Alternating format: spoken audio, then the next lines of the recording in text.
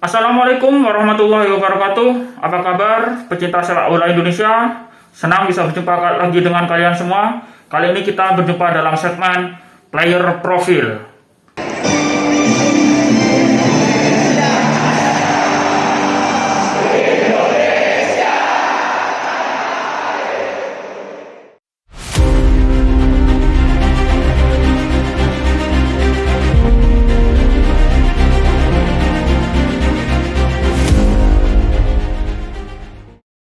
Sesuai dengan cuplikan yang telah saya tampilkan di depan tadi, kali ini saya ingin membahas tentang profil salah seorang pemain yang belakangan sedang naik daun di kompetisi lokal kita, yaitu di BRI Liga 1, yaitu Ramadhan Sananta. Seorang Ramadhan Sananta, striker lokal yang sekarang memperkuat PSM Makassar, yang telah berhasil mengukuhkan posisinya sebagai juara Liga 1 musim 2022-2023.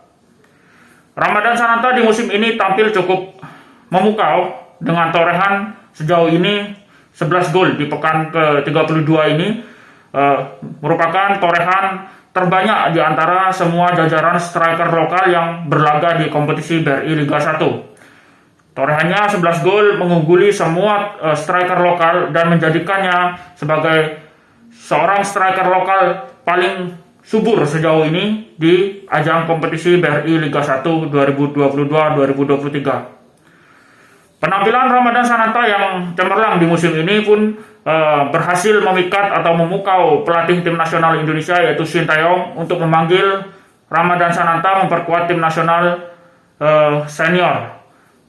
Terakhir, Ramadhan Sananta berhasil bermain di tim nasional Indonesia senior pada pertandingan melawan Burundi. Di pertandingan pertama kemarin, ketika timnas Indonesia berhasil mengalahkan Burundi dengan skor 3-1. Meskipun pada pertandingan tersebut Ramadhan Sananta tidak berhasil menorehkan gol, tapi penampilannya di usianya yang kini masih berusia 20 tahun membuat Ramadhan Sananta menjadi salah satu striker yang dirasa sangat potensial masa depannya, karena sangat jarang striker lokal saat ini. Indonesia sangat jarang memiliki striker lokal yang memiliki kemampuan yang cukup baik atau di atas rata-rata. Tercatat terakhir kita memiliki striker lokal yang cukup terginas di depan gawang, yaitu adalah Bambang Pamungkas. Striker murni yang memiliki kemampuan mencetak gol sangat baik, yaitu terakhir Bambang Pamungkas. Selebihnya mungkin ada Buasalosa, tapi Buasalosa itu sebenarnya bukan seorang striker murni. Dia memulai karirnya berawal dari posisi winger dengan gocekan-gocekan mautnya dan kecepatan-kecepatannya. Buasalosa memang berhasil mengobrak-abrik pertahanan lawan. Tetapi kalau untuk posisi nomor 9, striker murni di depan gawang, seorang predator, terakhir kita mempunyainya adalah seorang BP, Bambang Pamungkas. Dan setelah BP pensiun mengakhiri karirnya, kita otomatis atau praktis tidak memiliki striker lokal lagi yang memiliki kapasitas dan kualitas seperti Bambang Pamungkas, paling tidak. Dan kini kita memiliki harapan baru di punggung seorang Ramadhan Sananta. Ramadhan Sananta untuk ukuran striker lokal di usianya yang baru menginjak 20 tahun ini cukup menjanjikan. Ramadhan memiliki ketajaman di depan gawang. Ramadhan memiliki insting naluri gol yang cukup baik untuk ukuran striker lokal saat ini. Kecepatannya pun luar biasa. Ramadhan memiliki kecepatan. Ini terbukti ketika Ramadhan tampil bersama PSM Makassar. Beberapa kali Ramadhan menunjukkan kecepatan-kecepatannya yang kemudian berakhir dengan finishing yang juga cukup baik. Sebagai seorang striker nomor 9, Ramadhan Sananta juga memiliki finishing yang cukup baik.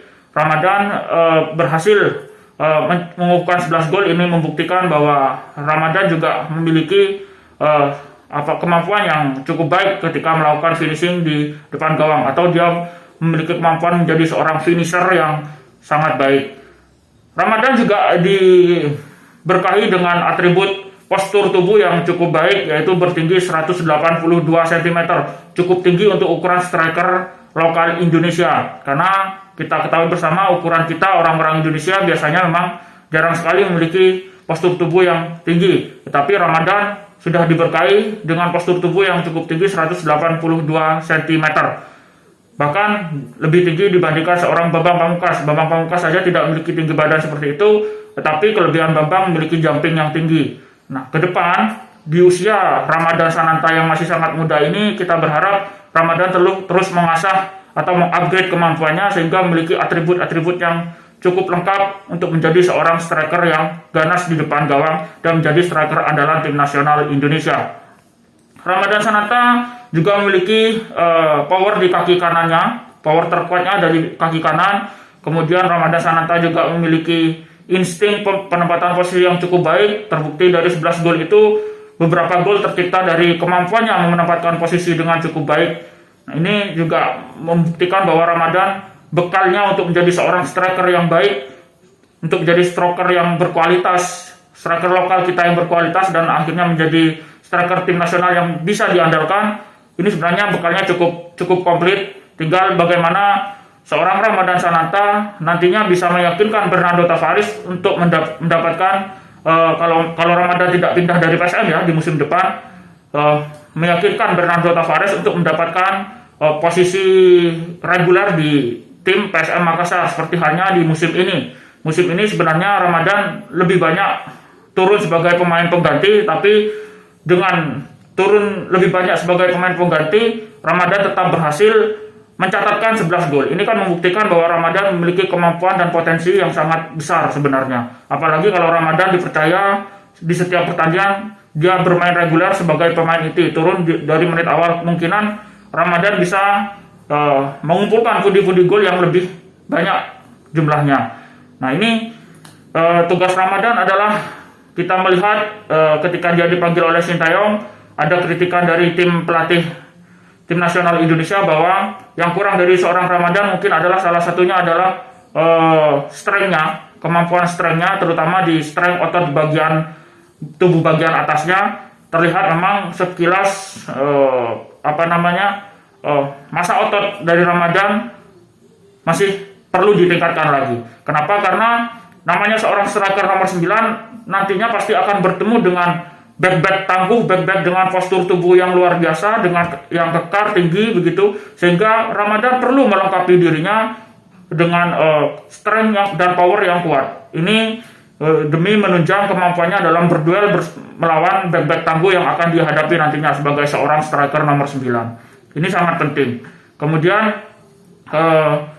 yang perlu lagi ditingkatkan oleh Ramadhan mungkin kemampuannya dalam membaca permainan lawan, membaca permainan, kemudian bagaimana dia bisa melakukan kerjasama dalam hal pressing, high press bersama rekan timnya. Ini terlihat ketika bersama tim nasional, Ramadhan kurang klop dengan rekan satu timnya dalam melakukan high press terhadap lawan ketika lawan menguasai bola. Ini juga perlu ditingkatkan. Kemudian Ramadhan juga mungkin perlu meningkatkan dari segi kemampuan headingnya.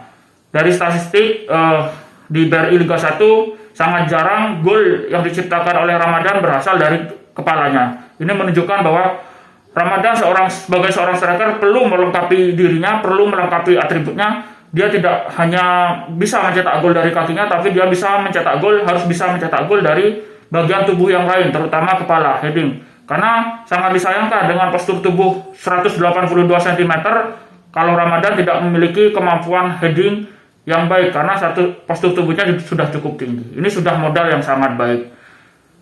Ke depan Ramadhan harus membuktikan lagi di musim berikutnya, di musim kompetisi berikutnya, di musim kompetisi 2023-2024, entah bersama tim mana Ramadhan nantinya, karena rumornya Ramadhan sedang digoda oleh klub-klub Liga 1 lain. Tapi kalau dimanapun dia nanti berlabuh, entah itu masih bertahan bersama PSM Makassar ataupun dengan klub Liga 1 yang lainnya, semoga Ramadhan tetap bisa membuktikan kemampuannya. Tidak hanya sensasi di satu musim ini saja, tapi dia juga harus membuktikan di musim depan. Dia harus menorehkan gol lebih banyak dibandingkan musim ini. Dia harus mengupgrade dirinya terus. Jangan sampai Ramadhan hilang sebelum dia berkembang. Ramadhan harus mencontoh striker-striker lokal Indonesia lain yang dulunya di masa muda dia bersinar, kemudian karirnya seiring bertambah usia, karirnya kemudian meredup sebelum mencapai usia emasnya.